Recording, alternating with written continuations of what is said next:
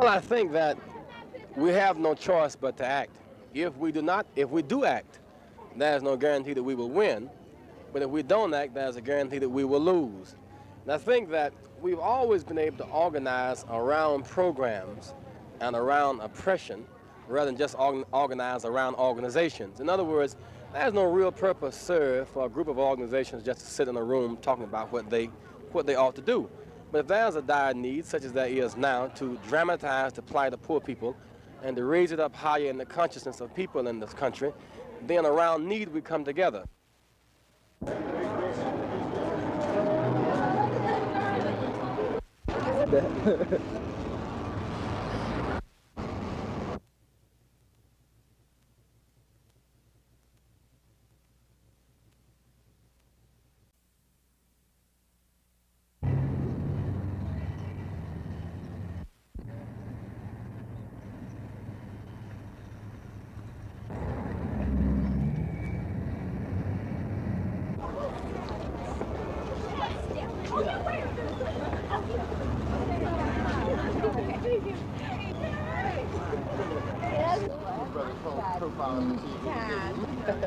Well, I think that we must get the maximum amount of people involved. In other words, labor is affected adversely by the president's budget. Poor white folks, poor black folk, poor brown folk, students and parents, as well as the organizations, that represent these people from time to time. So if we pull all these forces together, we have the capacity to make this nation take us into account. We must do it. Because of a common heritage and background, the Southern Christian Leadership Conference and PUSH, as well as National Welfare Rights Organization, have enough in common to be able to work effectively as a team on joint action projects. It's been said that there was a split between yourself and the Reverend Abernathy. Is this supposedly a win, something of a mending back together allegedly? Well, I would not like to think so. I don't even see that as the problem. We never really had personal conflict, and that's why when our organization was born, there never was a real nasty confrontation. So we've always kept a personal relationship. Now we're trying to broaden the base of it and make it an organizational relationship. For many persons who were under that impression, many of them feel good, I guess, as a result of our doing some things together. I certainly feel good about it. Do you think that it needs a coalition except for the separate organizations? Do you think the coalition is mainly more effective? Of the black community and minorities in general? Well, I think it's in the public economy and the private economy. I think in the public economy, which is basically governed by the president, there's a far greater commitment to expanding the opportunities for the rich in China and Russia in terms of more cheap labor bases and cheap labor markets where they can get more raw materials.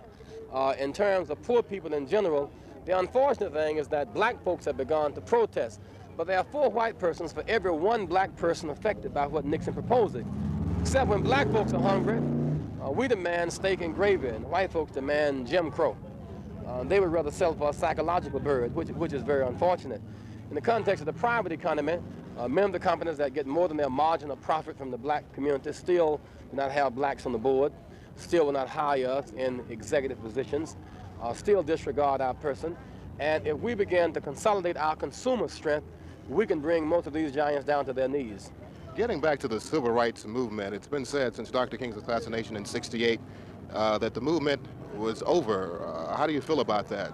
Well, I think the movement has been in a valley, somewhat searching for itself in terms of a pointed thrust. One reason is that we have basically won our civil rights. It's a matter of protecting them. In other words, we fought from 55 to 64 for civil rights. The right to use in the public park, motel, or hotel in the country. We fought for the right to vote, which is a basic civil right in 65.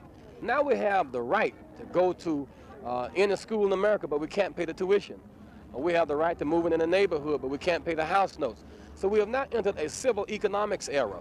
And where we would have gone to the Justice Department seeking the right to vote in 65, I would have gone to the Supreme Court dealing with school desegregation in 54, and we would have gone to HEW to deal with war on poverty in the middle 60s. Now we're talking about going to the Treasury Department and the Commerce Department and the Labor Department. The whole emphasis of the movement has shifted. to that extent, I think we're finally beginning to catch up with ourselves. And you're saying it was never over, it's just been the shift that's taken place. Well, not only has it not been over, but a lot of activity has gone on, but the focus of the nation has shifted from civil rights as a priority. The nation has been more preoccupied with killing in Vietnam than it has healing in America. It has been more concerned about raising up, in some instances, white gang